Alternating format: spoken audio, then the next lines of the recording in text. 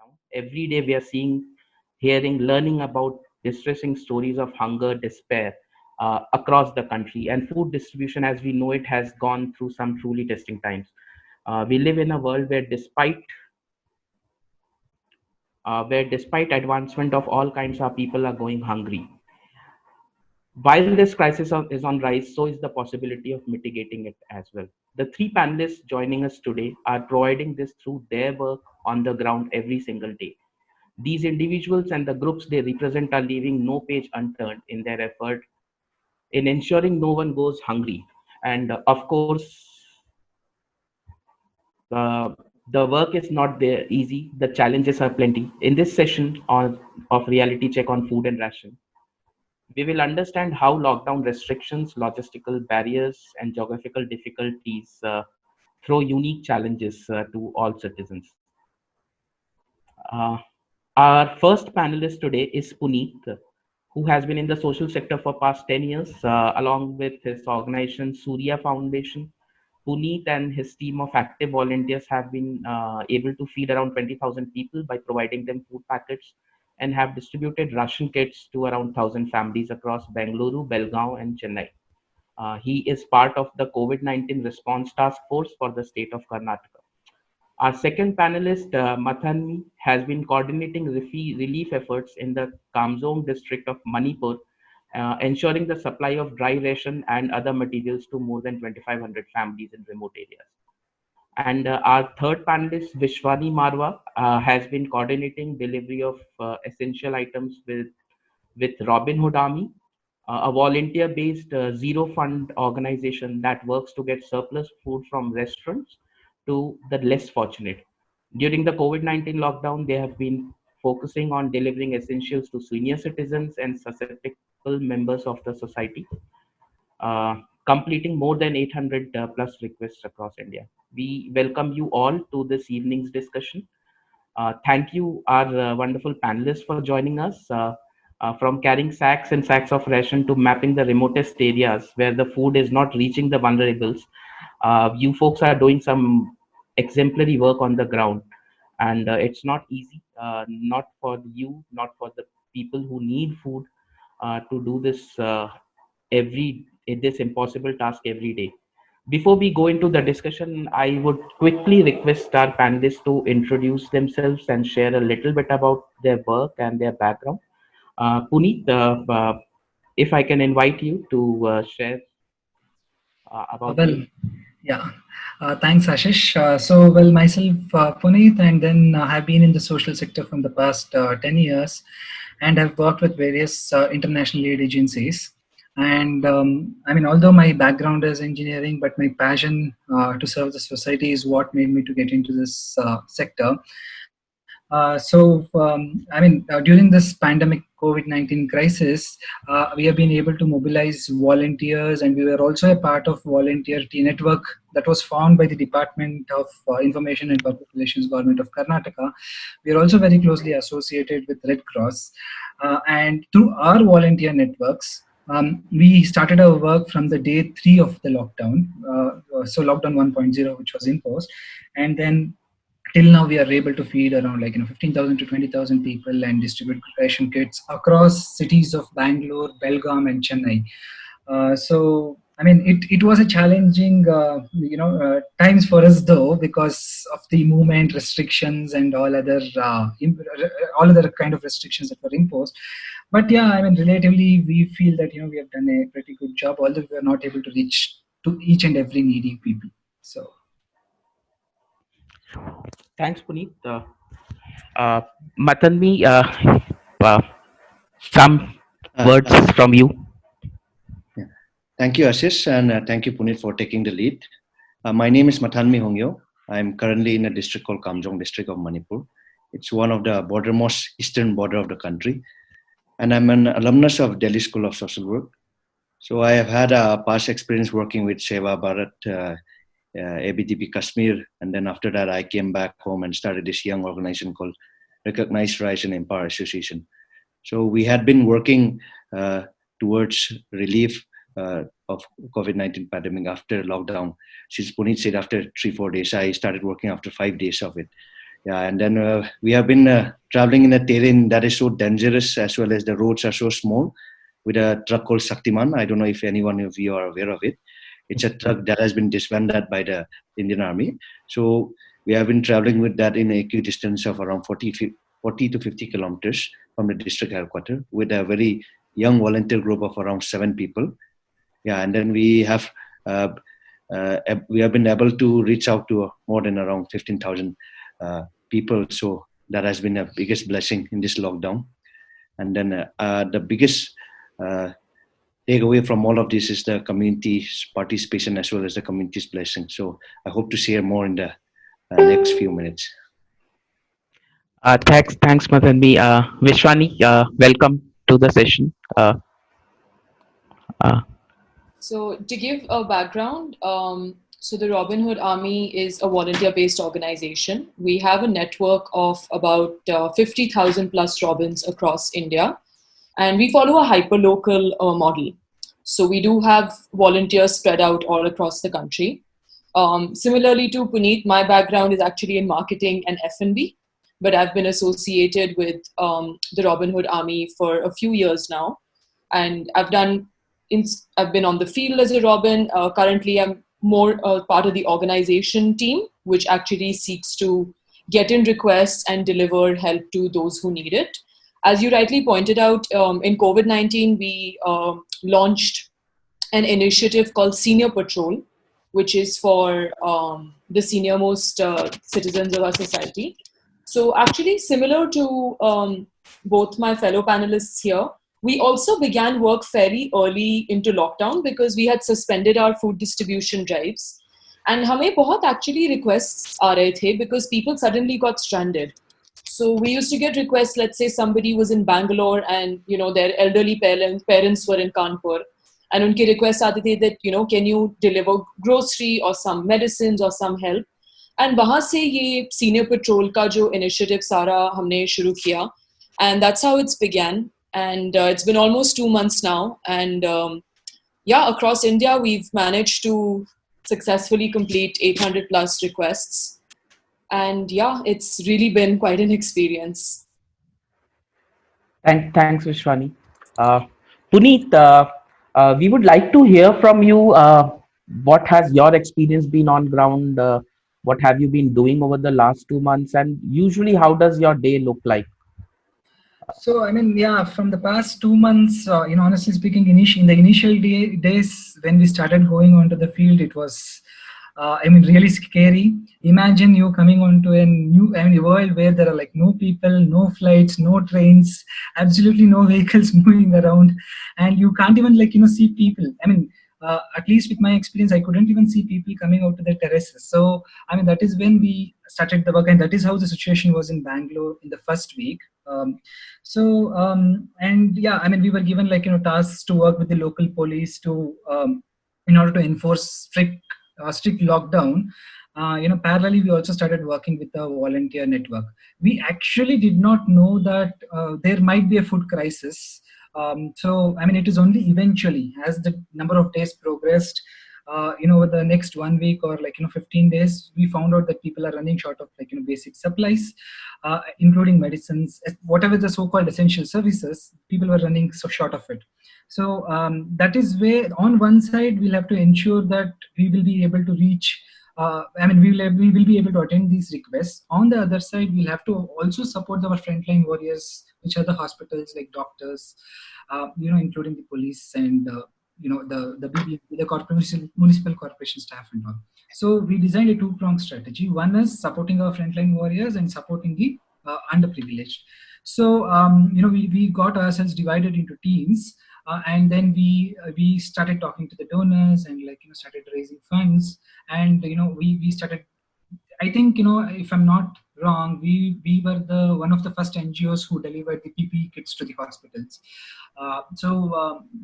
I mean, that is on one side working with the hospitals, and on the other side, like in working with the migrants, not just migrants but also the underprivileged. So as and when we started talking and connecting to the people, we understood that there is a severe shortage and people cannot afford, because while now we are talking about migrants, there are also a larger section of society who are underprivileged, like daily wage workers, auto drivers, and the pani puri wala guys, and then the chai walas and all of them have been affected very, very, very badly.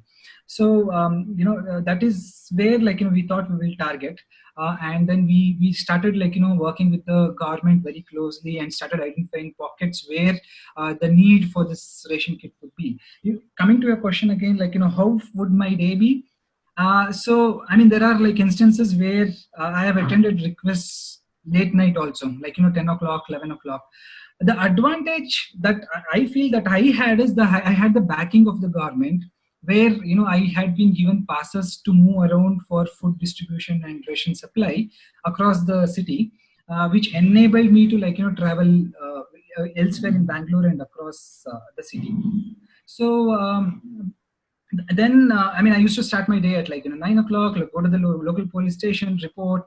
Our volunteers used to work with enforcing the strict lockdown, then run around attending requests parallelly, and also on the other end talk to the donors and raise funds, ensure that the food ration kits would be reaching to the needy, and also collaborate with lot of other resident welfare associations and local NGOs and small community kitchens, who were able to prepare food and serve the needy. The other biggest challenge what we had is, while we had sufficient food for our requests, we were unable to deliver it to all because of the lack of human resource. So that is the reason why our timing went beyond what it was. I mean, what the regular day was. So I mean, this is how a typical work for the entire day was. Thank you, Puneet. I think we'll definitely be getting back, or I am assuming that a few questions will be coming on challenges and the support that you got from the government, because this is something that people are very curious about. Mathanmi, how different has been the situation for you, or what is the similarity? You are in a completely different context in comparison to what Puneet is. Yeah, so just before the lockdown, brief history. Yeah, just before the lockdown, 1 week before the lockdown, we had an incident in Kamjong where ethnic violence was happening. So basically, as an organization, as well as people working in the field, we were focused more on conflict mitigation and peace building. What should we do so that these two communities, these two tribes, comes together and then find a way forward, right? So we were focused on that, and then honestly, nobody was expecting a lockdown, and then everybody was expecting the pandemic to end soon, that it doesn't reach our place. So we were all preparing like that, and then suddenly the lockdown happened. So as soon as the lockdown happened, every one of us started brainstorming, what do we do now? Because this is something which we have never seen in our lifetime. From where do we start? How do we start? So what we did was that we sat down, and then we started reaching out to all the village chiefs. So there are around 25 villages. So what we did was that we reached out to the village chief of this region, and then we called them up asking what is the stock of our rations at villages at the moment. So we reached out to them because the rains were coming in. So just a week after the lockdown, heavy rains were being predicted. So we were expecting rains, and then the terrains were so bad. So the biggest challenge was that if we can reach to these villages with the rations, even if we have rations. Now, one of the biggest challenge again that we saw was the accessibility of the resources, because Kamjong, as I said, is one of the most easternmost border district of the country, and on top of that, we are 120 kilometers far from the capital. So now, accessibility of resource like dry rations and all were not happening. And then there were lack of resources. Trucks were not coming in because of the conflict that had happened just before the lockdown. So everybody was scared to come in to the district headquarters. So there were very few resources. So we started talking with the district administration, how do we go forward with this? So fortunately, the district administration gave us permit, and then we started procuring the items so that we can reach out to our villages.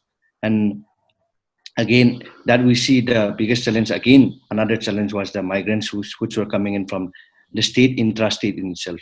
So people were coming in from other districts, people were coming in from from the capital. And then in a village where there are 30 households, suddenly it has become a household of around 75 households. And in the village, the resources are very less. And then people are coming in with just money, with a little money that is there. And then money has become valueless again in the villages because there are no resources. Even if you want to buy with money, there are no resources. So that was the biggest challenge. But fortunately for us, we reach out to the district administration, and then we tie up with other traders that we brought in the resources from the other districts neighboring with Nagaland and Assam. And then we were able to bring the resources and then distribute it with our people. Yeah. Thanks, Mathanmi. I mean, I can relate so much to the what you said. Money has become valueless over here in Sukma. Because of the conflict, the PDS shops are not there in the villages. They are 40 to 50 kilometers away from the villages. So for anybody to collect ration, they have to come by on foot 40 to 50 kilometers out of the conflict zone and then collect and get it back. In villages, nothing is available. So even if you have money, you can't really buy anything. Thank you so much. Vishwani, over to you. How has the scenario been in your case? Food is such a basic necessity, and it's really unimaginable for people going without food. What's your experience from the field, from the people that you have been serving?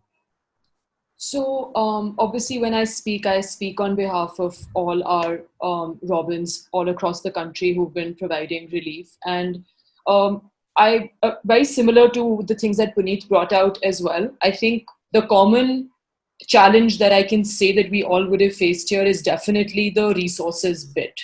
Because so Robin Hood Army is zero funds. We do not accept any monetary contributions. So all of the donations that we get are essentially dry ration or cooked meals.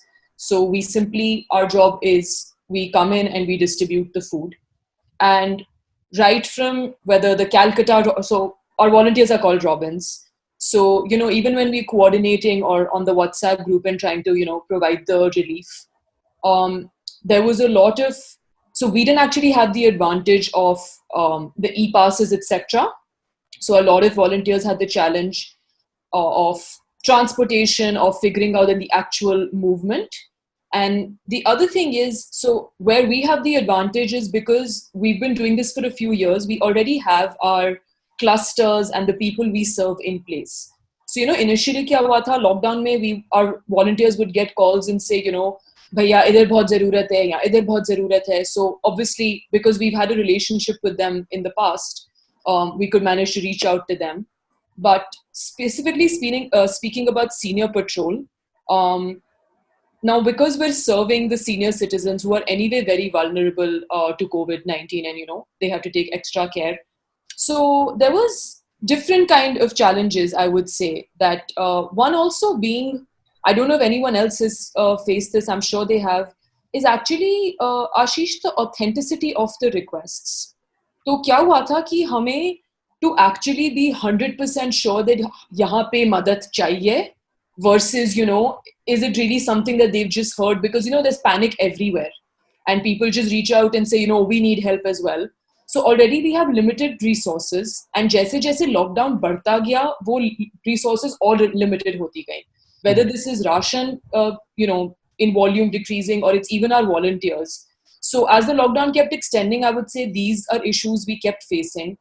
And we would receive a lot of requests because let's say aap Chhattisgarh mein ho and you want to deliver something to your relatives or your grandparents, you know, all the way in Hyderabad. And wahan pe us district mein maybe it's a containment zone. So even though our volunteers are there, but, you know, maybe we can't actually reach them. So then we had to explain this to the person who put in the request. Of course, later on along the way, we also got a lot of help from the police, the local administration. But ye sare, I mean, like you said, when we delve into challenges more, I would agree with both Puneet and Mathanmi on that level that ye resources ka jo challenge hai, that is something we also face like day in, day out till date. Uh, Thank you so much, Vishwani. And I mean, again, I mean, all of us we often assume that पैसा आ जाएगा तो sort out हो जाएगा. But Yeah. then I mean, resources is the challenge. पैसा तो फिर भी कहीं Okay. ना कहीं से आ जाएगा. Spunit, you have been able to support more than 20,000 people. You have been part of the state task force. You said that you jumped into the action pretty early. Why did you choose to step up for this? घर पे किसी ने कुछ बोला नहीं? I mean, mother or father, somebody saying don't go out. Why did you go out? It is as risky as for anybody as it is for you. And then you people don't. I mean, volunteers. I don't know how much of protection kits and all you have access to as well. True. I mean, you were right. Actually, we faced a lot of challenge initially from the home itself. So, but I was on a sabbatical for some time after my last stint with one of the international agencies, and there were many opportunities which I had to decline.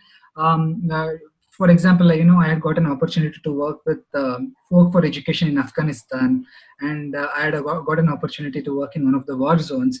So, but I had to decline. It's because of, I mean, of course, you have to spend your time with your family. So, although I was ready to take a risk, but the atmosphere did not permit me to take up those opportunities. But end of the day, the passion was to do something, and make sure that I'll be able to deliver my best to the society. And I thought, the moment when the country went into lockdown, that is when I realized that okay, this is the time that I have to pitch in. When I don't do it for my own country, then what is the point of applying for jobs elsewhere? So that is the reason why I got into the job. But as there were a lot of resistance initially, because I live with my mom, and then my mom had to oppose, saying that it's risky out there. Did you see the news? Look at the cases; it's increasing 20%, 30%. Seems that the death rates are high. So all those things started coming in. But I mean, when it was tough for me, for first 2 days, of course, I made sure that I isolate myself totally, so that she's a senior citizen, she's 60 plus, and she'll be safe and all.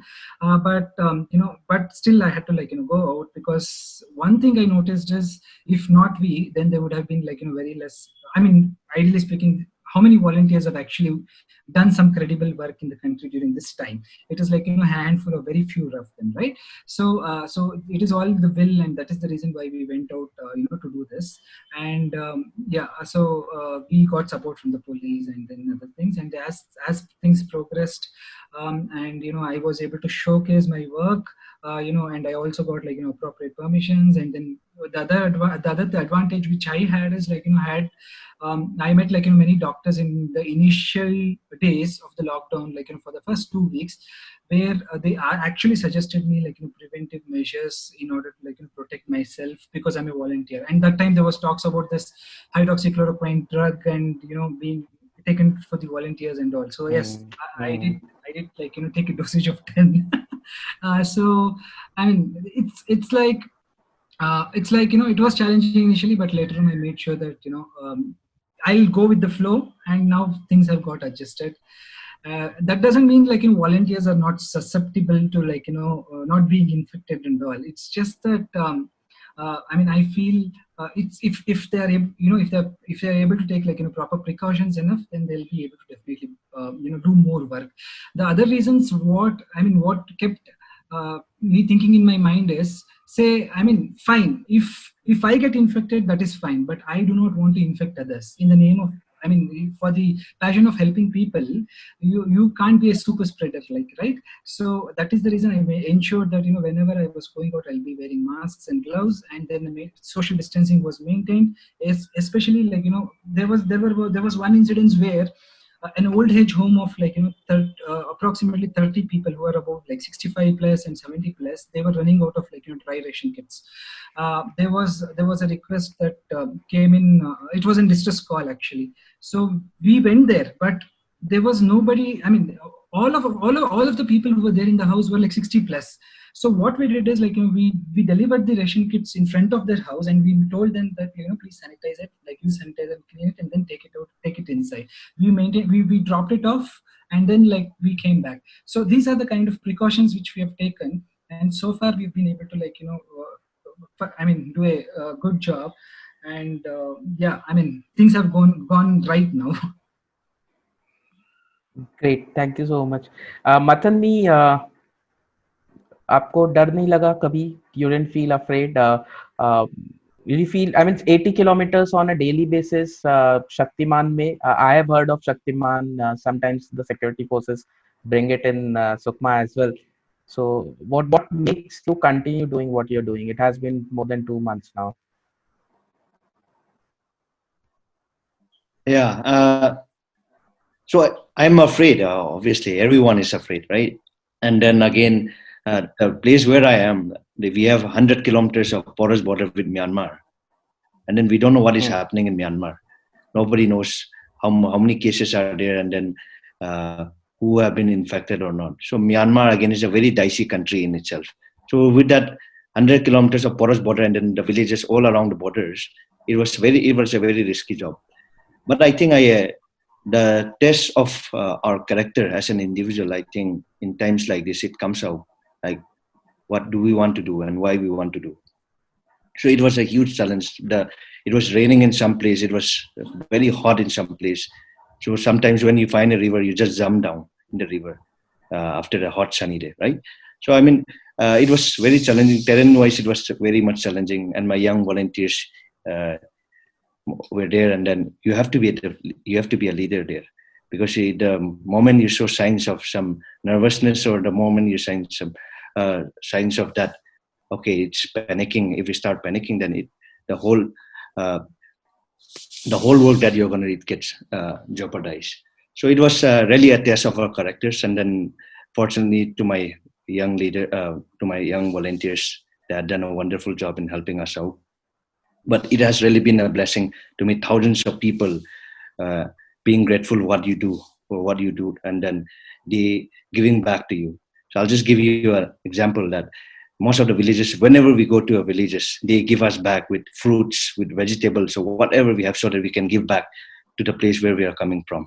So I mean, that reinforced the feeling that it is a community that will fight together. Until and unless if we as communities or individuals come together and do this together, we cannot win this war. So that has been one of the most overwhelming incidents that I faced, that many of them giving back. They don't have sugar, but they're making us tea for us, sharing that if we are to fast, we will fast together. If we are to eat, we will eat together. So that reinforced us, every one of us, and allow us to go to the terrains and to the farthest of the region, so that each and every one of us gets at least some food, so that it will sustain us for some few days. And I will be very honest, it's about few days. We don't know how long. It's not going to sustain for 1 month or 2 months, but that few days of love, that few days of happiness, and that few days of gratefulness ultimately makes the impact. And then as a community, the bond gets stronger. So I think it made me continue what I do. And then to my young volunteers, I think they have done an excellent job in helping us out and then reaching us to the farmost communities of our region. Awesome. Vishwani, I'll come over to you, but this question is for all the three panelists, but we'll begin with you. Generally, we presume that when food distribution is being talked about, chawal de diya, ya ready to eat, kuch food packet de diya, and it's all done. But then you have different needs. We have lactating mother, we have pregnant women, we have infants. Infants need milk. Senior citizens, diabetic hai, sugar ka problem hai. Has there been such situations where you have to differentiate your service and provide the services to the beneficiary as per the need? And how do we manage it logistically? So part one, absolutely. The differentiated demand is something we face a lot, and rightly so, Ashish, because आप अगर एक cluster जा रहे हो, वहाँ पे अगर 25 families भी हैं, so some of them, like you rightly said, some are mothers, some have just delivered, some are, growing kids, etc., etc. So what actually in the lockdown we also observed that jitna, ek to sab, everybody wants atta, dal, chawal, and most of them, depending on where they're located, ask for cooking oil as well. These are the more often than not the requests we got. Kai jagah se there used to be a lot of requests for, let's say, soap, sanitizer, hygiene related products as well. and बहुत दवाइयों की बहुत requests आती हैं. So even actually when we used to go with ration to some places, they used to say खाना हम manage कर लेंगे, आप दवाई लाके दो हमें.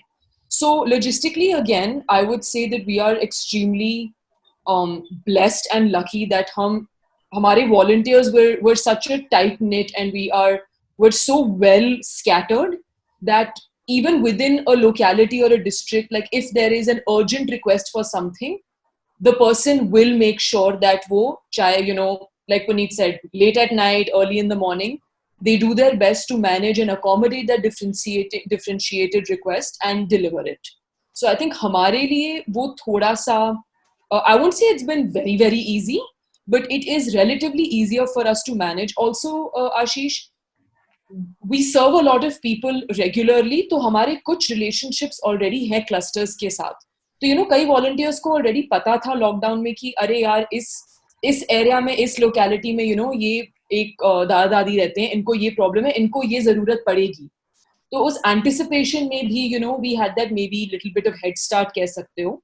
So in that sense, the differentiated requests come and they will probably not stop coming. And lots of times you show up with that and then they say नहीं अभी इसकी जरूरत अभी नहीं है, ये बाद में देना, अभी ये चाहिए.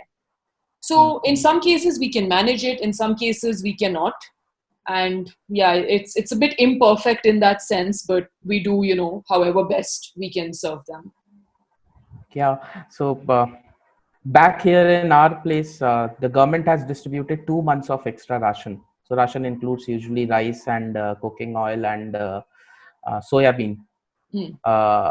लेकिन सब्जियां नहीं है, दाल नहीं है. आदिवासी usually when the village market opens तो वो उस हफ्ते की सब्जी खरीद के लेके आते हैं. Now the village market is not opening, so अभी सिर्फ चावल का करें क्या?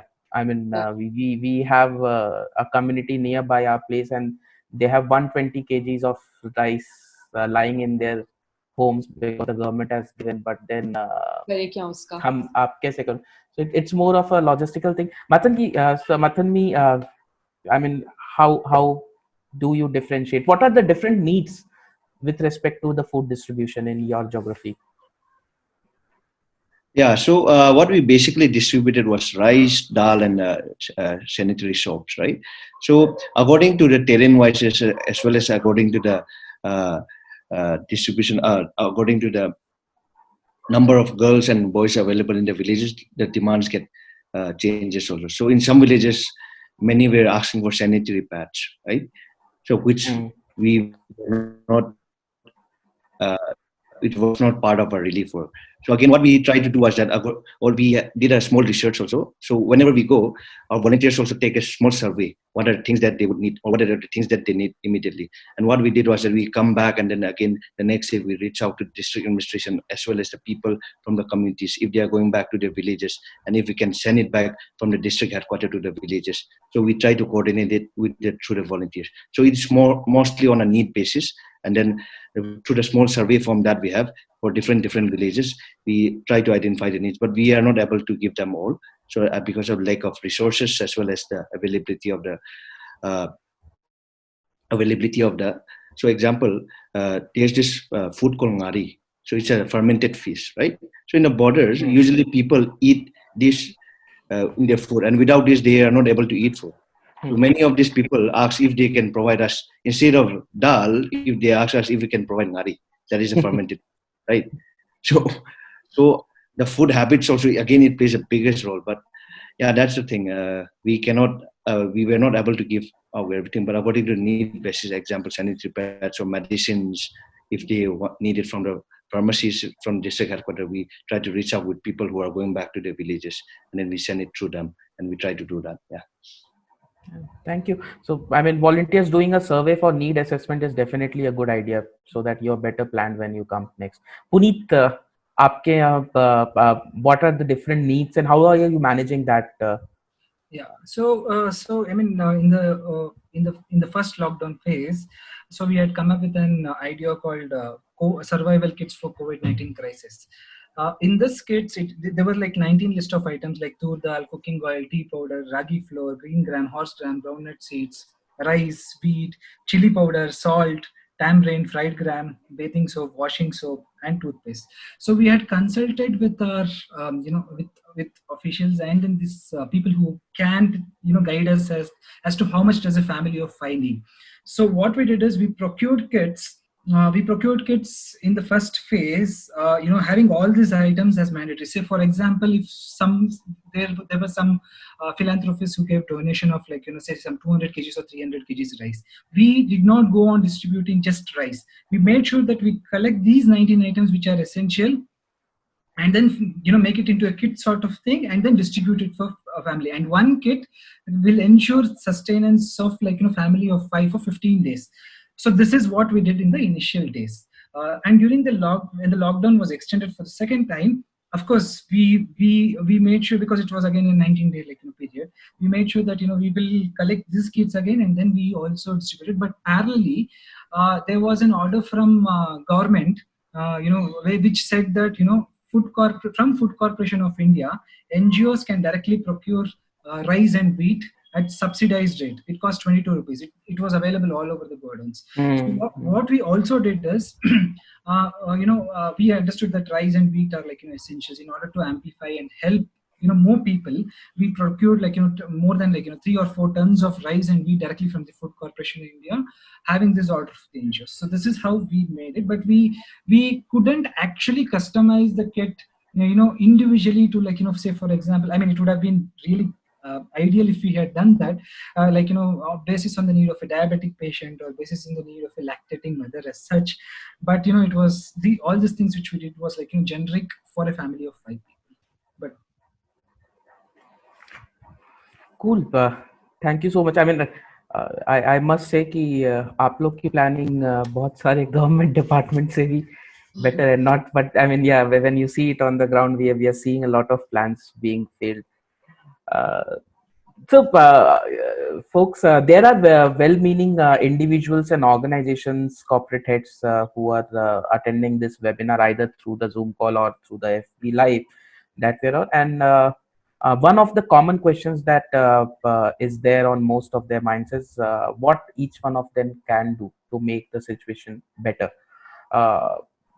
आपके बहुत सारे challenges हैं on ground. You have mentioned a few of them. Resources being the challenge.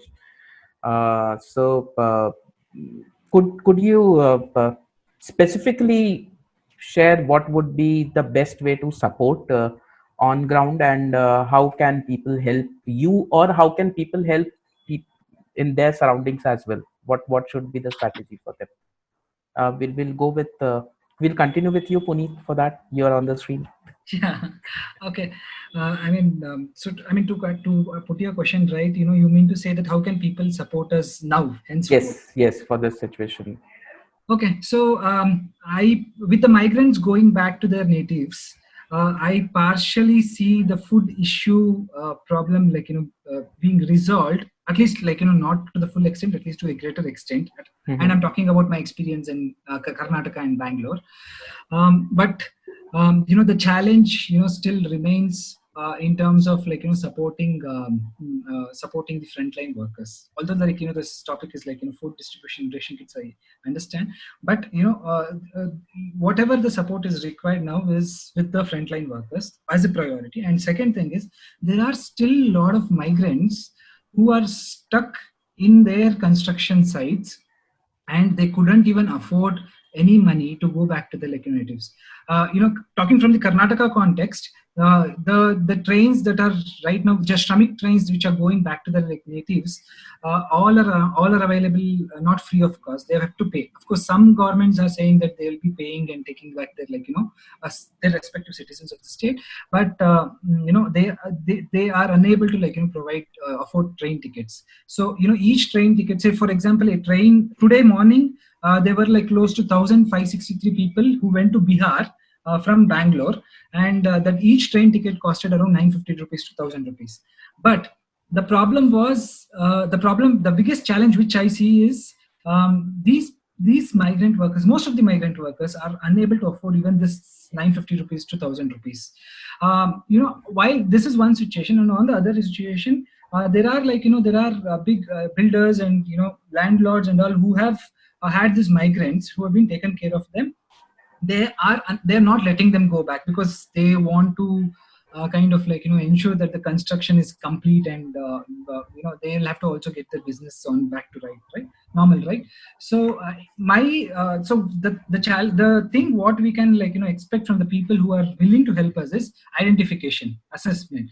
If they find that any people in their locality or neighborhood have been stranded due to lack of supply of ration kits or food or any other problems it might be, they can definitely inform us.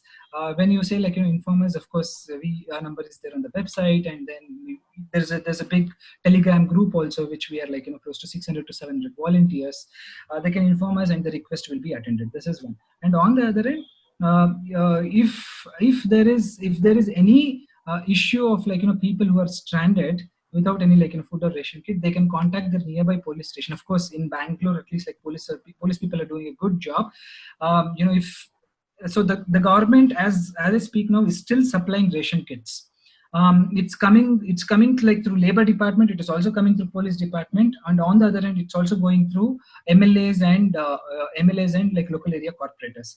So they can inform the nearby police station, or they can inform the nearby the corporators or the municipal corporation, and definitely they'll ensure that the ration kits will be delivered. So these are the small level of efforts which people can put in to ensure that they'll be able to support a lot of other stranded people. Thank you, Puneet. Mathanmi, how can one support people like you, or you or other organizations that are in there? I mean, Northeast usually gets a very little piece of the total support that the country gets, at least in the civil society domain. So how can one support you better? Yeah. So when we started the distribution of ration, we didn't have anything, right? And then well-wishers started pouring in, and then Wipro Foundation reached out to us saying that ration, if anything we can do. So the thing was that when people in the border areas receive goods and they get to know that it has been funded by Wipro Foundation or Ajim Premji Foundation in a place like Kamjong, people were shocked, like they have reached here, right? So it's good that at least we are being recognized as one also, right? So this has been very interesting and very new also. That, and I was telling the same to people in Wipro that you guys have reached to the farthest corner as well. And then one story which I wanted to share was that we had been regularly posting in Facebook the number of villages, the number of rations that has been distributed without posting any pictures. So interestingly, some friends, people whom I have not known, people who are in social media, they reach out to us saying that we have been following your work, but we didn't see any pictures. So I was like, for us, it's about the accountability of the people which we have reached, and then we will just show that the numbers that we have reached as well as the amount that have been reached, and then other than that we didn't want to show. And then this is a call of the organization. So they were like, this is very surprising, it's the first time that we are seeing like this, and they were like, we want to support you also. So I mean, how it has worked interestingly, I mean, it's very much okay to share pictures and everything also, but again, how people are seeing, well-wishers are also seeing at different things, like whether they want the organizations to show the pictures or show the migrants or people who are receiving it also. So that was very interesting for me as well as a learning thing. So the biggest challenge that we are facing now is that more than 25,000 people has registered from my district to come back home. And currently I'm heading that, and then I'm the nodal officer for the control room, and then we are making sure that everyone, this 25,000 people, reach home safely. So we have, with the district administration, we have built institutional quarantine centers as well as community quarantine centers in every villages, right? So now every villages, 25,000 people coming in with a little resource that we already have. I think there's going to be lots of issues about the resources, as well as the biggest question is like, how do we sustain? And it's not just for 2-3 years, but it's 2-3 months, but it's about 2-3 years down the line. What will the people who are coming back from cities, who are working in private sector jobs, or people who are working there who are coming back, what are the activities, what are livelihood issues to be done by them, so that we may sustain in the coming 2-3 years, right? So the biggest challenge right now is again providing rations or providing resources in the community quarantine centers, because everyone has to be quarantined. That has been the SOP. That is the SOP of the community is now that everyone who is coming in from outside will be quarantined for 14 days in the village quarantine centers. So again, providing these resources for these people, 25,000 people in the communities, is the biggest challenge that we are facing now. And then if we can get help and we are trying for help also, and if we can get help in providing PPE kits, because again, in villages, they are not going to be doctors. It's going to be community people who are going to be feeding, cooking for them, providing the foods, and then it's not doctors or it's not medically trained. So the safest thing is again to wear a PPE and then making sure that all the norms and SOPs are being followed. So quarantine centers for PPE, masks, gloves, as well as the rations, if we can provide that, then I think for the next 1-2 months we can sustain, and then the next year, the whole roadmap towards recovery for COVID-19 we can plan. We cannot plan anything of the future without tackling the present right now, what is happening. So that is, yeah. Thank you so much, Vatanbi. I mean, 25,000 people from your district alone. Yes. It's and today, today Bombay, just from Bombay, 800 people are coming in one train. They are already on the way and they have reached Odisha. Wow. I mean, sometimes you just get speechless, but I mean, one thing that I definitely would like to appreciate you for the wonderful articulation that you're doing. I mean, it's really powerful. Vishwani, आप zero fund organization है, how can still one support you? Still in a lot of ways. We are accepting a lot of help in terms of ration, obviously. I think the one thing, Ashish, is the way people can help is the challenge we face is consistency. So, like Puneet was saying, or you were saying that किसी ने एक बारी में 200 kilo चावल दे दिया, that doesn't actually really help us in distribution. If anything, I would take the liberty to say it makes things more complicated.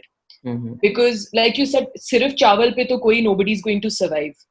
Then, that sort of, and it's not what the situation we are in, it's not a sprint. I mean, like we internally say in RHA, it's a marathon. So consistency in efforts and in relief is the only way we're going to make it out of this. So yes, bahut log hain, they just, actually the one thing I would 100% like to bring out is we 3 of us are in the situation and we're able to help people with our organizations only because of well-wishers. And the one thing that any disaster or any situation like this brings out is people really want to help. They might not always know ki help kaise kar sakte hain, which is why, it really helps to host webinars like this as well. So, hamare liye kafi, it's pretty simple. I would say that, like Puneet said, in and around your area, तो क्या है ना, हम like I mentioned, हमारी सारी mostly requests social media पे आती हैं. So we actually get messages on our Facebook or on our Instagram where where people, from example Dharavi, हमें किसी एक वहाँ पे थे, he sent us his Google Maps location and he sent us a voice note. Imagine this is just to an Instagram page of an organization that हम यहाँ पे फंसे हुए हैं. यहाँ पे जो हाइजीन की हमने सुना है कि कोविड-19 नाम का कोरोना वायरस नाम का कुछ है, और हमने ये भी सुना है कि आप मदद कर रहे हैं, ये मेरी लोकेशन है, please help. So it puts us in a very precarious position. First we need to verify, we also need to make sure to we call them, we check unki requirement kya hai. So I would say anybody wants to help, firstly start local. Just see around you pehle ki kahan gap hai.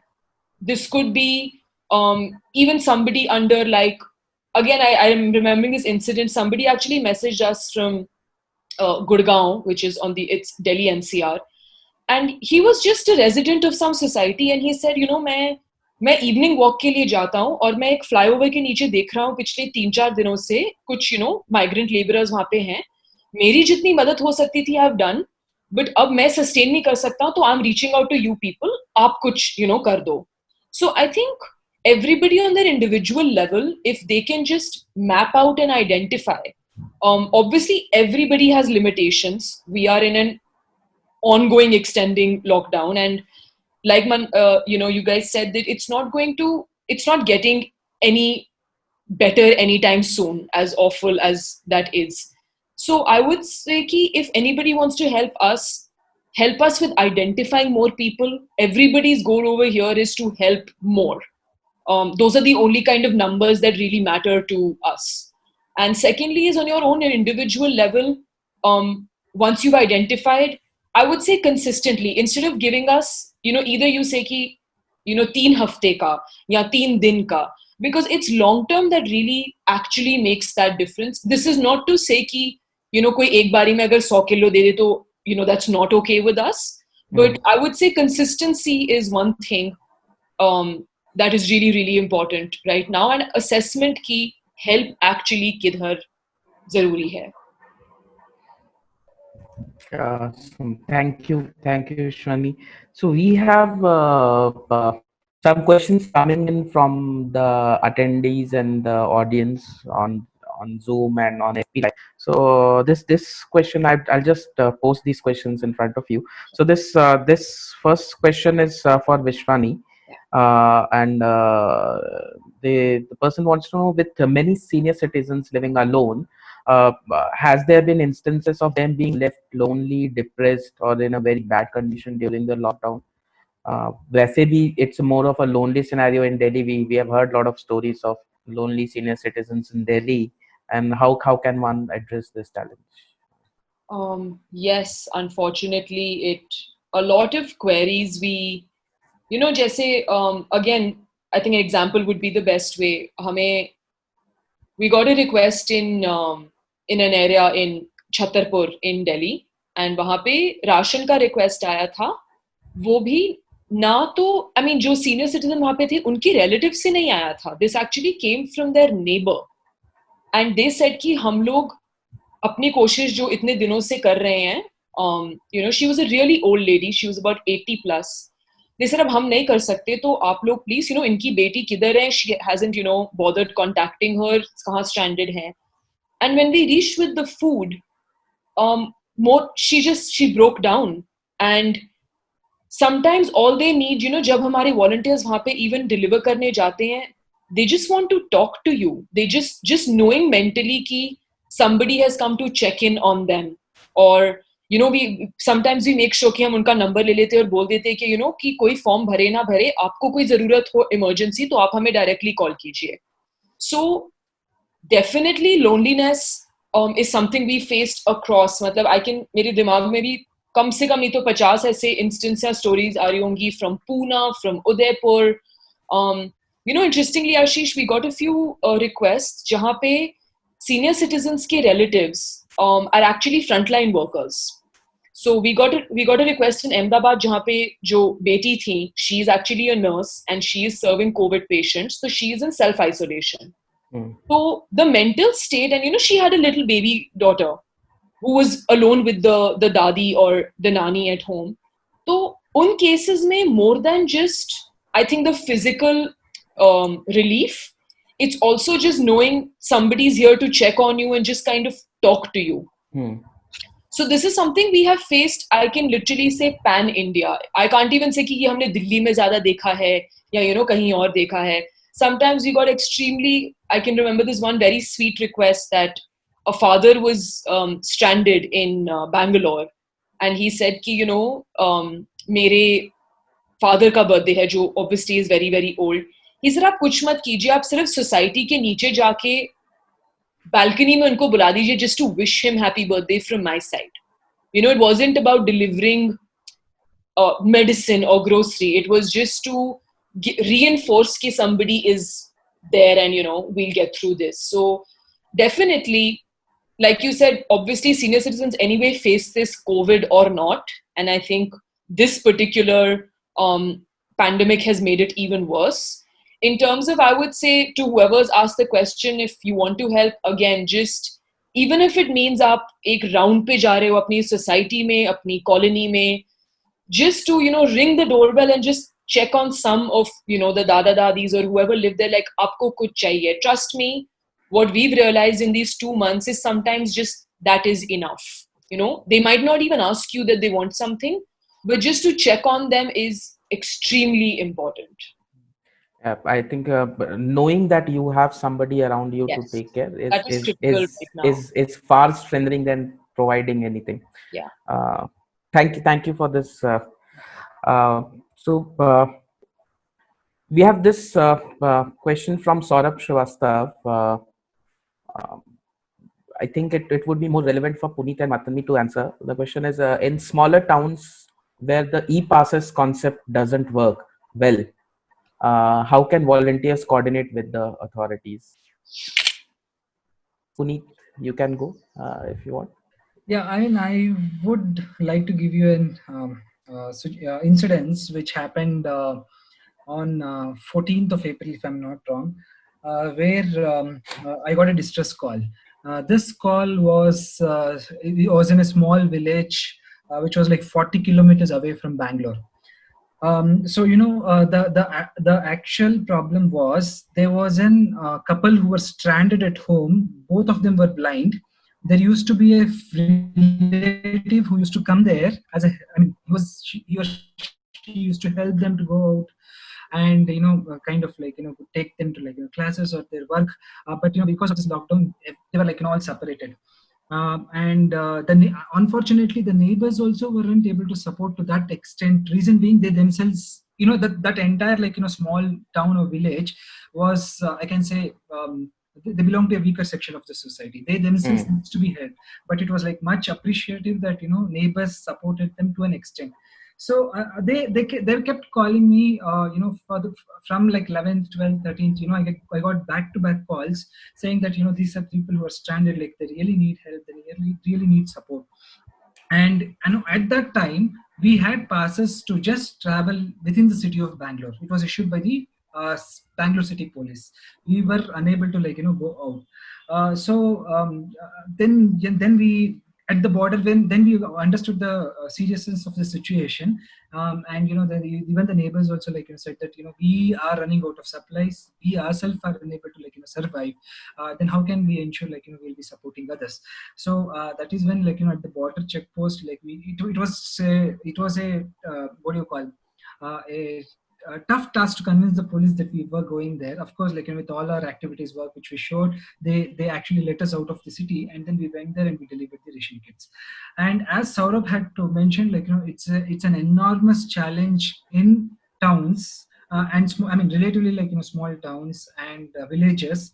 But what I understand is it's the local panchayat, along with their group of members who will be responsible and accountable to ensure that they'll be collecting the data of the PDS beneficiaries and ensuring that the ration kits reaches to the home.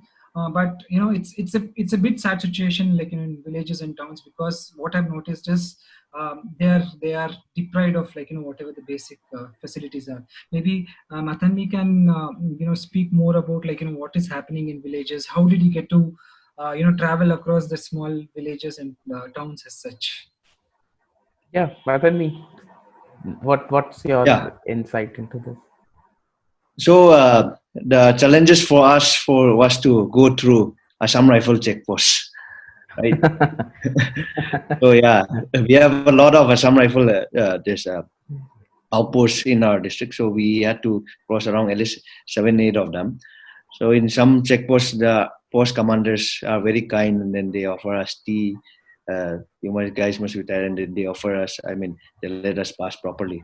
In some post commander, they come out with PPE, or if not, they come out and then started checking each and every ration also.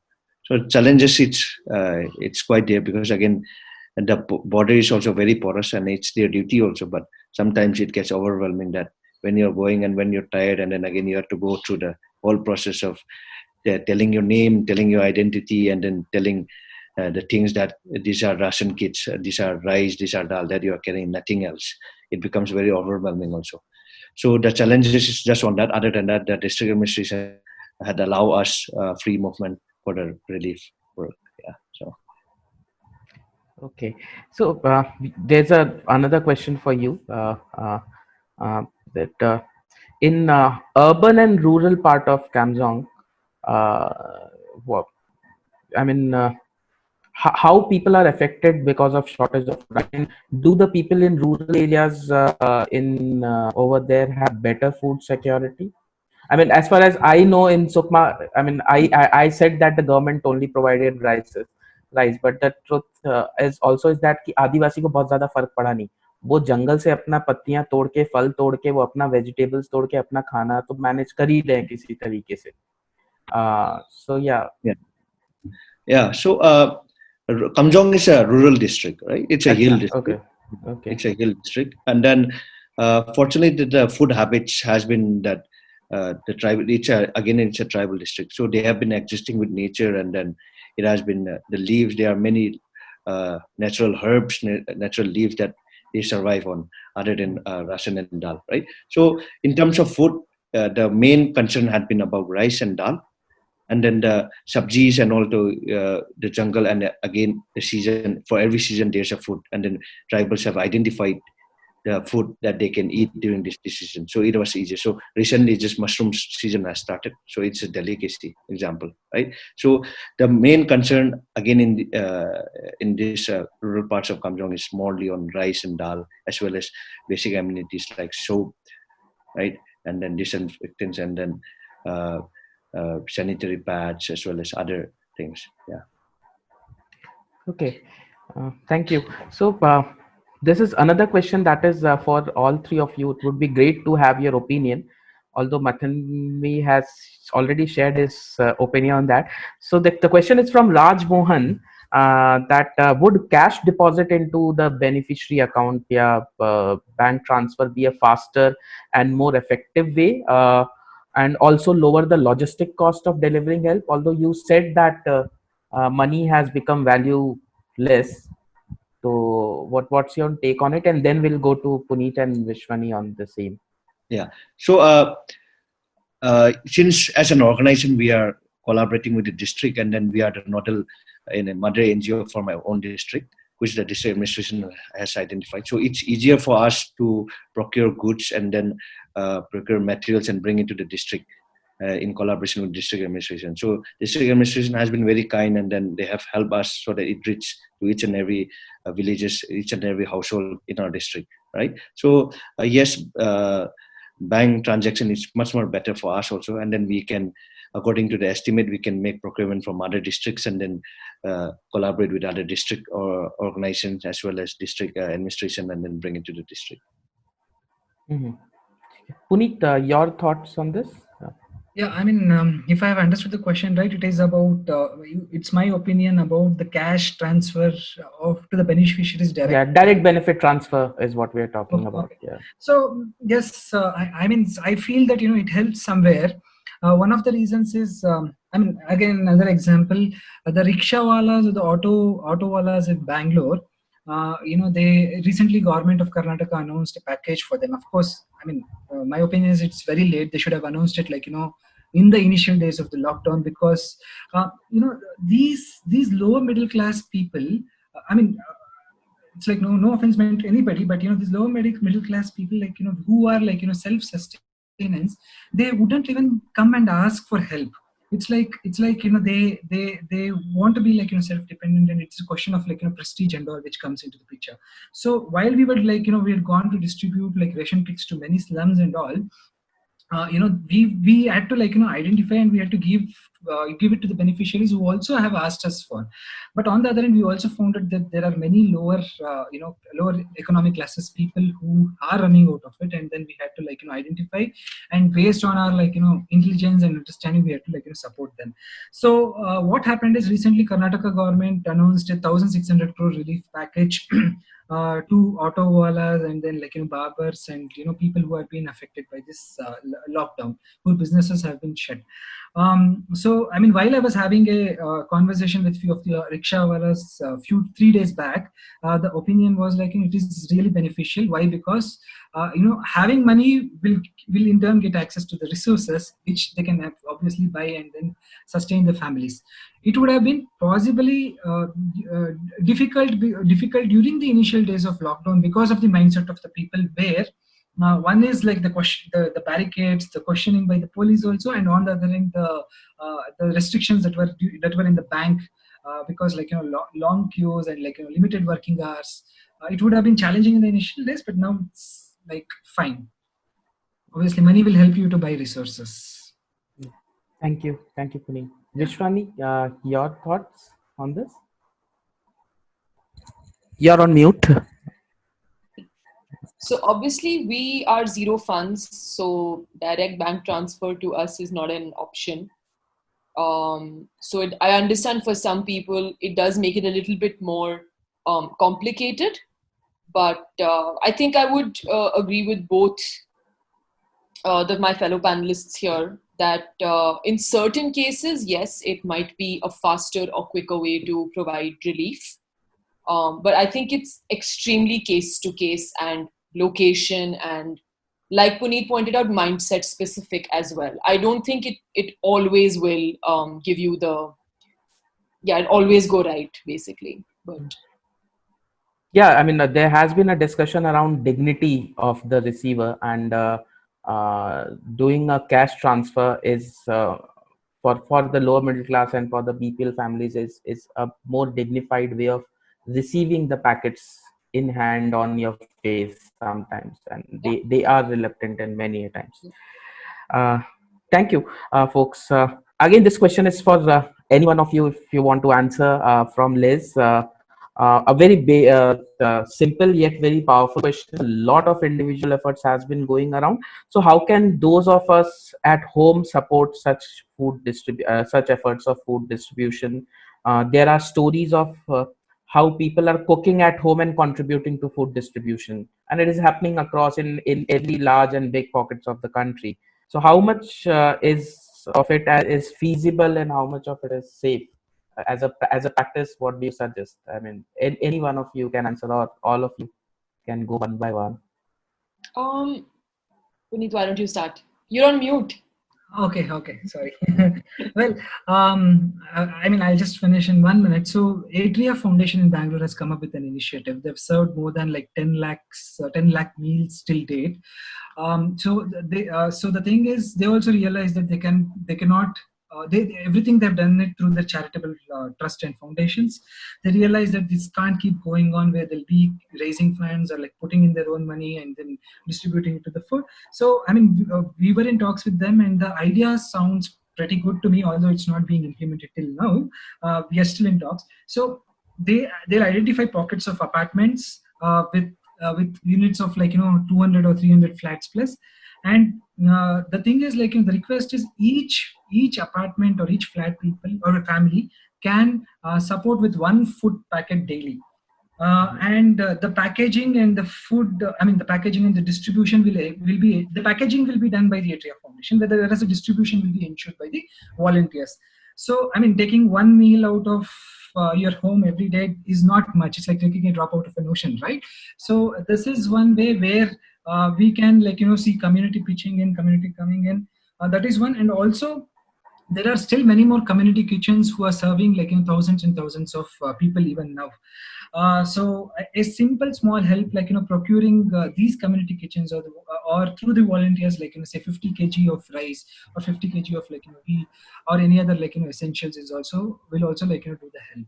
So of course the community they by this time, if they could contact any RAWs or any active volunteers in their neighborhood, they'll be able to tell where the community kitchens are, who are the volunteers active in distribution. These are the small ways where I think individual can help in terms of food distribution. Matanmi, in your case? Yeah.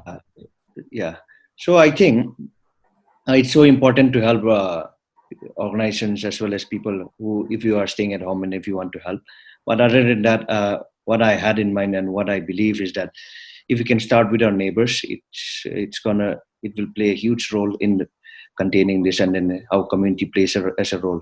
So I'll just share an incident. I'll just share stories from the ground that here different villages are sharing their resources that is there. And our district is providing all these vegetables and everything and giving back to Imphal, where in the plain where there are lack of resources of vegetables and all. So I think it starts with family, it starts with neighbors. If we can take care of our neighbors, then it's gonna be a ripple effect, and it will go in a long way, right? So if we are staying at home, and then if we are not knowing what to do, I think the best way is to reach out to our neighbors or to our locality or to our community, whoever is there, to reach out. And if we can give more than that, and if you are willing to support us in the far borders and then far off places, then we are most welcome to receive your help, and that would help us a lot also. Thank you. विश्वानी, आपका primary जो basic जो robin hood army करती है, वो you pick up food from the restaurants and hotel and then distribute. तो अभी तो restaurants and hotels चल नहीं रहे. Do you think this is effective? You're on mute. So yes, you're right. Abhi hamare restaurant partners, and obviously that's not an option, but very similar to what Puneet said, community kitchens are really increasing. So that's been a great help. And mostly, to be honest, Ashish, initially lockdown mein, because hamare jo volunteers hain, they do this part-time, right? They're all working professionals, homemakers, etc. So initially, on their personal capacity, a lot of volunteers did this as well. And then very similar, it's almost like a chain. Agar aap khana nahi bana sakte ho, to you can, probably aap khud ka sabzi lene jate hi ho roz. You can just say, additional, let's say X number of kgs, I will donate to probably my neighbor who's doing it. And the biggest way, I think currently, is social media, spread the word.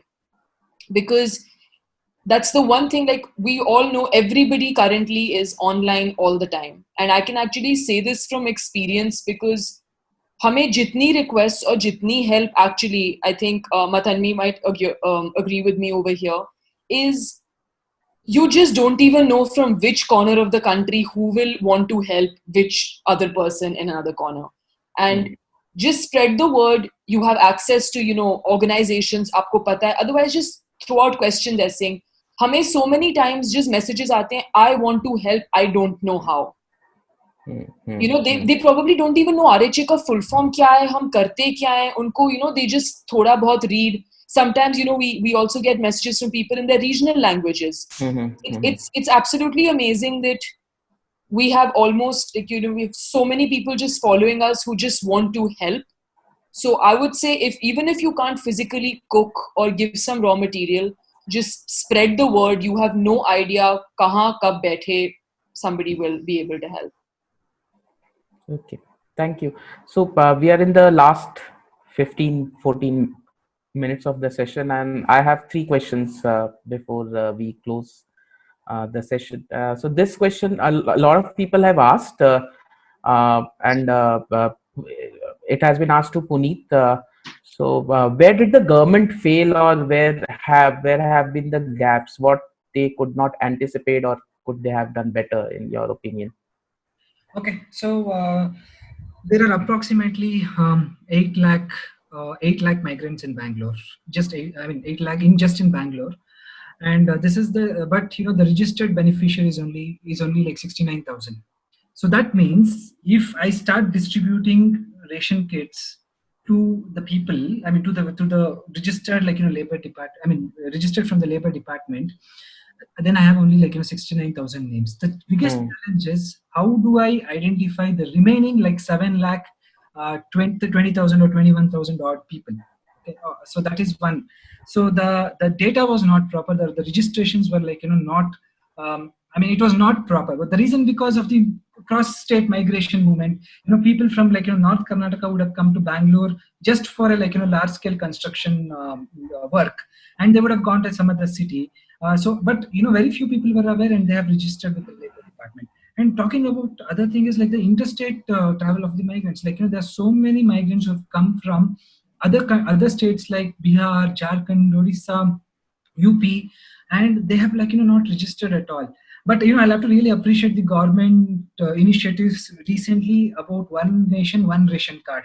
If they were able to do this much before, I'm sure the migrants also would have been part of the PDS system, and they would have got all the necessary benefit. I mean, they were also be one of the beneficiaries. Now, talking about the actual problem, so the 69,000 and 7 lakhs, there's a huge gap in the data.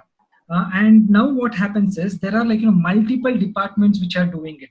So one is labor department is being doing it, and other thing is the MLA or local area MLA or the municipal corporation corporators also has been doing it, and on the other end the DIPR, the other departments also have been doing it.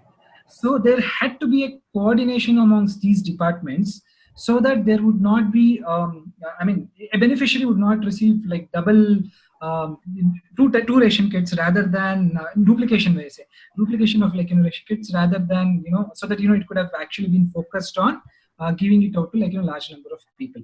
So this is where things actually lacked. And there were many suggestions that were given to the government by a lot of reformers, a lot of thoughtful leaders and all, and they had to they were working on it, and then finally they realized that okay, so the local area MLA is responsible. The government will order a bulk of ration kits. The local area MLA is responsible. The MLA will be distributing these kits to the respective of the respective community. But there are many instances where it was identified and reported in medias also, where the MLAs have distributed ration kits only on the basis of voter ID card.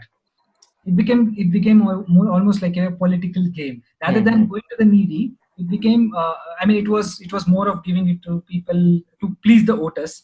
And then what happened is the labor department came in. But when say for example, I have one example where it was reported on News 18, and again, so what happened is there was a very big construction site, and it was close to 500 units, and this builder is renowned across the country, and I would not want to take his name. So what had happened is there were 130 migrants who were stranded inside. It was they were locked in a room, and it was so suffocating. And they were not even provided with food. But what happened is one NGO in the community had identified these migrant workers, and every day they used to come at 1 o'clock and used to collect 2 or 3 people used to collect the food packets and give it back to the migrants who were there in the building. We noticed it, and then when we went inside, the condition was very pathetic. And then this was reported, and then apparently the labor department did not have a repository of these migrants at all. And these migrants had survived on just 1 day meal. Whatever the NGO used to give, right, to all the 130 migrants, they survived only on this particular meal. And then we had to literally talk to the concerned officials, and they took immediate action on it. But this is not just this is just one of the incidences, but there are multiple incidences that has been reported across the city and across the country also.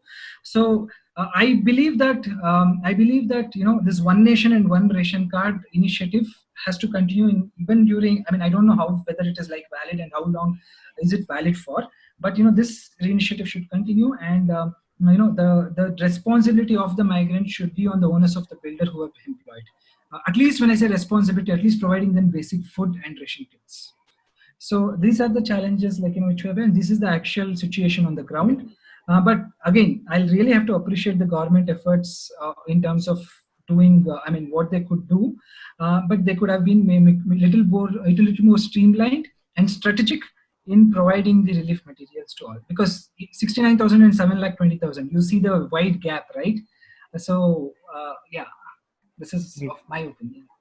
Yeah, I too hope that the COVID-19 situation has apparently made it very up on the face, the flaws that lies within our system, and not just the system, society as a whole. And building upon that, Mathanmi, this is a quick question for you. You would have talked about it a lot of times about focus for development in remote geographies like Kampong. And would you say that COVID-19 situation has made it more apparent about the dismal health and social infrastructure in remote places?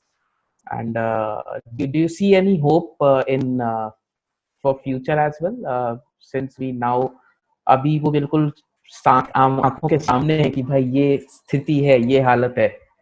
Yeah. Yeah. So in the whole subdivision, we have a labor room where we don't have a proper bed for in the whole district, right? So the Kamjong district hospital doesn't have a proper labor room in itself. So that shows the condition, and we just have 3 MBBS doctor in the district headquarter hospital, right? So health infrastructure it's in worse condition, as well as the roads terrains are in worse condition. So it affects a lot. And then just one point which I don't want to miss out is that we have so many people who are coming back, who wants to come back. It's again because of the racism that is again prevalent right now in the other parts of the country. We have people from Delhi who cannot even go out for work, or who cannot even go to buy rations, just being called corona. Or let's say the trained nurse who have come back from Kolkata, from the hospital that they're working. Government has requested not to go back, but they are coming back because inside they are warriors, but outside they are being called corona and then other things, right? So the challenges, that's why we are seeing so many people, those who are in the service sector or those who are in the health sector are also coming back. They are saying that we want to come back. So it's a challenging times ahead, and then we don't have any the required infrastructure resource to accommodate each and everyone, as well as provide a livelihood or provide a ecosystem where everyone can be right there. But let's see, let's hope for the best. Government is also trying their best, and then everyone has to pitch in, and then everyone has to play a role. If not, then I don't think as communities, as individuals, as families also, we can't move forward. And it's even for the government, it's also something very new, right? So they know what we know, and then we know more than that also, and then they know more than us also. So I think there has to be balance between the interaction as well as the engagement to move forward. Thank you, and it is really disheartening to see any kind of differentiation or racism that we start practicing in situations. To end this on a little bit of positive side, and to create that sense of possibility, I would request all three of you to share that one takeaway or one hope story that you have experienced during your field tasks that you would love to share with the audience as well. Maybe we can go with Vishwani for this. Yeah. So actually, it's at Robin Hood Army. We never say people serve. We always say smiles served. So our parameter for counting is never, 4 million people served. We always say 4 million smiles. And if I really had to put it down in terms of the biggest takeaway, is really that the sense of community. Like I said, I am sitting in Delhi. I work with somebody in Udaipur for the last couple of years, and I've never even met him. There's just a sense of community and togetherness because you're fighting towards a common cause. And I think that is what really keeps us going. Most importantly, to see the people who we help, and whether it's the blessings, I'm sure everybody agrees here, or just knowing that you have touched, even if it's just for a few minutes or hours, you're responsible for making someone just feel a little better, and that they're not alone in this. I think that is mostly why we do what we do for us. Thank you. Puneet, one story that you would like to share? Yeah, I mean, one story, and it's like a bit of humor also in it. So initially, when we started volunteering, there's one of my friend who runs a business. So I went to meet him because he said that he's going to sponsor some face masks, and finally he had left it at his entrance reception, and then he asked me to pick it up, and I asked him, where are you? He said, I'm at the terrace in the office. I'm coming. He said, no, don't come. You're a person who is on the field, doing this. You never know, you're susceptible to infections also. I'm like, okay, fine, acha. I probably will not meet you, but please continue to serve. So while these things initially, it was in the first week, it was I was so lonely. We had hardly 2 or 3 people joining us. And even in fact, inside the police stations also, although we used to work with police, we used to talk at a distance. All 6 feet, but they maintained 60 feet distance. So I mean, that is how the situation was. But I got a hope, when after 20 or 30 days, when I started people coming out, starting I saw people who had that responsibility, sense of community response, started distributing ration kits like food.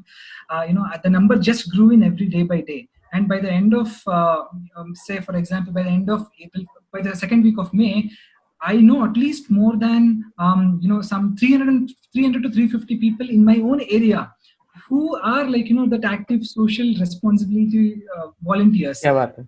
Yeah, and then that friend who had kept me away, I mean, he's like staying at a distance, he called me and he said that, Puneet, I'm ready to help you more. You tell me what is that you need.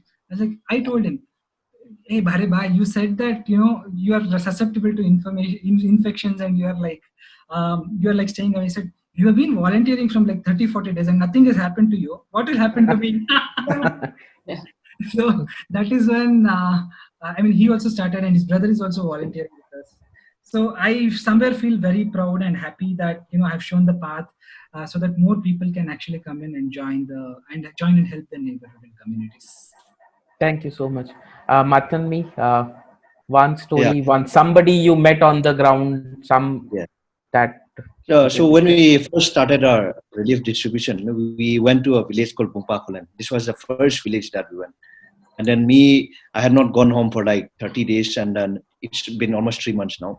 So it was almost 30 days, and then my volunteers, they were also not seeing their families and all. So we reached the first village where we were distributing the rations. And then it's a Christian state. So again, this woman said that we will pray for you. So they started praying for us, and then they were literally crying. And then after the prayer, they came and hugged us. And the prayer was about how important these young people are taking up to reach these communities, to reach our villages. And then it's so important that they are to be kept safe, right? So all our volunteers also started crying. And then it was so emotional. And then that sets the whole mindset of why we are doing and how much it is needed, right? So I think love is so important at this moment, wherever we are. Love if love is there, I think for our neighbor, for our communities, for our families, as well as a nation in itself, I think we can only build through this. Because without love, I think everything is impossible. So I would like to end with that. Yeah. Thank you so much, Matanmi, and we just crossed the time, so we'll close it. It has been a wonderful discussion, and I mean, I was just taking down few notes, and I mean, whatever you were speaking, and I could just see some phrases. Hunger is a recurring challenge. Money has become valueless. It's all about resources. You can't really buy with, even if you have money. Authenticity of the request and relevance of data. Relevance of data was a highlight point in yesterday's discussion as well, for migrant workers. How do you define essentials? Sanitary pads, medicines are also being counted as essentials, and managing the whole situation in a good project management in times of crisis. I mean, thank you, Puneet, for giving some bits and pieces around that. And with this, we come to the end of this discussion on food distribution amidst lockdown, and how wonderful people like you are going beyond limits to help. I mean, 3 months Ghar Se Bahar is definitely emotionally stressful as well.